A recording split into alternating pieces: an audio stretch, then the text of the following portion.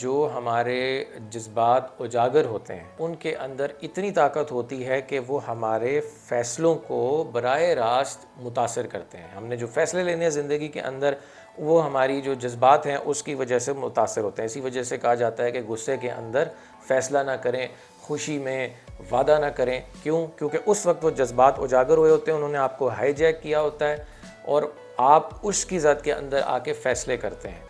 इसीलिए हम अक्सर ऐसे डिसीजन लेते हैं जो बाद में हम कहते हैं कि ये हमने क्यों कर दिया, जब हमें इस चीज़ की समझ भी थी। अगर एक इमोशन आपके अंदर उजागर हो गया है, उसका सामना करना, उसको मैनेज करना हमारी इमोशनल इंटेलिजेंस का, हमारी जज्बाती ज़हानत का तयन करता है। तो इसके लिए हमें अपनी जज्बाती ज़हानत के ऊपर काम करना है, अगर आप समझते हैं कि जज्बाती तौर पे आप वीक हैं।